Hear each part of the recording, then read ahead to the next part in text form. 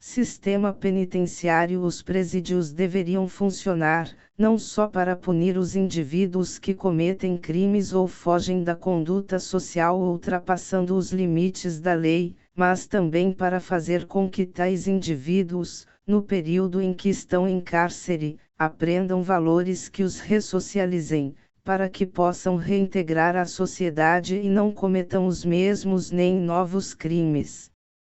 Hoje, muito se discute sobre pena de morte ou não, sobre as penas serem muito brandas, superlotação das cadeias, condições desumanas, presos comandando crimes de dentro da cadeia e os gastos exorbitantes com os presos, mas os pontos principais, dos quais deveriam ser primordiais, não ouço muito falar, que são: presídio deve ressocializar e deve ser autossustentável. Antes de dar continuidade, tenho que deixar claro minha opinião sobre a pena de morte, da qual sou totalmente contra, pois ninguém, nem mesmo o Estado, tem o direito de tirar a vida de ninguém, mesmo que esse alguém tenha cometido o crime de tirar a vida de outra pessoa. Porém, não posso concordar que um indivíduo, mesmo que arrependido ou ressocializado, seja perdoado e volte a ter uma vida livre, normal, depois de tirar o direito à vida de alguém. Penso que para este tipo de crime e talvez para alguns outros, deve haver prisão perpétua. Mas o tema não é lei, que precisa mudar muito, estamos falando agora de sistema penitenciário. Os presídios deveriam funcionar como uma espécie de compartimento de transbordo da sociedade, onde cidadãos que não conseguiram se integrar de maneira digna e ou ultrapassaram os limites da lei, teriam mais uma chance de poder reaprender e conviver em sociedade. Mas primeiramente, antes de mais nada, devemos ter uma sociedade mais justa e mais igual, principalmente nas oportunidades, que começam dos aprendizados nas instituições de ensino, ou através de relacionamentos, o que é muito comum. E mais justo também no que tange às classes sociais que deveriam se diferenciar minimamente e não todo esse distanciamento e desigualdade que temos no Brasil. Sem falar nos degraus da sociedade que costumam ser mais difíceis de subir e bem altos na parte de baixo, ficando mais baixos e mais fáceis conforme se vai subindo. É mais difícil o pobre ficar menos pobre do que o rico ficar mais rico. Quando os indivíduos fossem condenados, antes de serem direcionados para os presídios, deveria haver uma espécie de triagem, fazendo-os passar por vários testes e análises psicológicos, físicos e etc. Assim, cada detento teria direcionamento correto para que tivesse não só a punição cabível e exemplar pelo crime cometido, mas também tratamento adequado para ressocializá-lo. Independente da triagem, cada detento deve colaborar para que o presídio seja autossustentável, não custando nenhum centavo para os cofres públicos.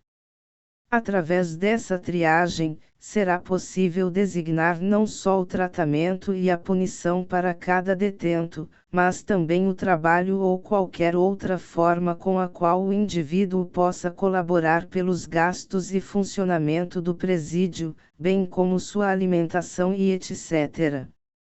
Se o preso relutar em fazer parte dos trabalhos, tanto de ressocialização quanto de colaboração pelos gastos da sua estadia no presídio, será possível reintegrá-lo ao programa readequando o tratamento, a alimentação, punições e etc., fazendo com que o condenado enxergue que a melhor saída para ele é se adequar. Caso se esgotem as medidas para readequação do detento, o custo dele para o presídio deve ser reduzido ao máximo, através de diminuição das quantidades e qualidades dos fornecimentos dos alimentos, da luz, água e tratamentos em geral, até os limites mínimos aceitáveis para a sobrevivência de um ser humano, evidentemente, respeitando sempre os direitos humanos. Essa medida, além de minimizar os gastos com tais condenados, é justa para com a sociedade e os outros presos, e também mais um recurso para que ele volte a fazer parte dos programas de ressocialização do presídio. Sua permanência na prisão deve ser postergada até que se readeque ao sistema prisional, dando seguimento ao trabalho de ressocialização, pois sem se readequar ao sistema prisional, sendo ele justo e adequado, jamais estará pronto para reintegrar a sociedade. Sua soltura dar-se-á somente após cumprimento do tempo de condenação e se considerado apto a reintegrar a sociedade, tendo-se submetido a todos os regimentos e testes da prisão. Não é demais enfatizar que nenhum sistema funciona se deixam existir corrupção ou brechas na lei, e para esse sistema prisional, e todos os outros sistemas funcionarem, teremos que contar com uma sociedade ética, além de valores e leis bem definidos. Éticas e leis estas que deverão ser mais massificadas e mais pesadas para os políticos, fiscais, médicos, policiais, juízes e etc. O vídeo 2 mostra como deveria ser o início das mudanças se quisermos de verdade alcançar justiça e igualdade. O resto, os outros assuntos, assim como os problemas no sistema prisional, são importantes, mas devem ser considerados secundários, para serem resolvidos se possível em paralelo, se não, postergados. Tais problemas e tantos outros como, passagem de ônibus muito cara, corrupção, violência e etc., são assuntos que nunca alcançariam a resolução de fato sem antes resolvermos o problema da igualdade e homogeneização da educação.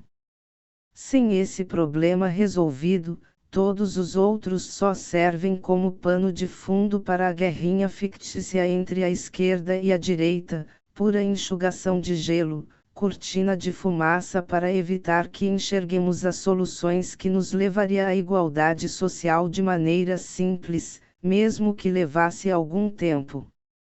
Resolver o problema do sistema carcerário seria um passo importante para melhorar a nação, mas em conjunto ou após desenvolvermos o programa de educação igual para todos. Para conseguirmos iniciar essas mudanças, precisamos de alguma forma exigir que acabem as instituições de educação particular, restando apenas instituições de ensino públicos que abranjam toda a população. Esse assunto deve ser continuamente repetido, batendo sempre na mesma tecla até que consigamos, nem que seja através de revolução, onde, por exemplo, formaríamos um bloqueio ao acesso às escolas particulares através de manifestação, começando das mais caras para as mais baratas, até não restarem nenhuma.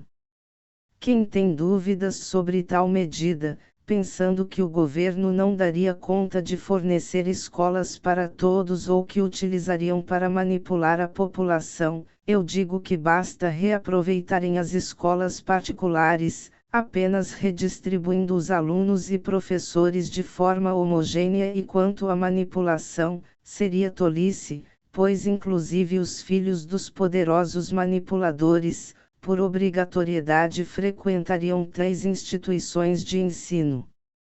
Portanto, não tenho dúvidas de que essa seria a única maneira de dar início a uma sociedade igualitária.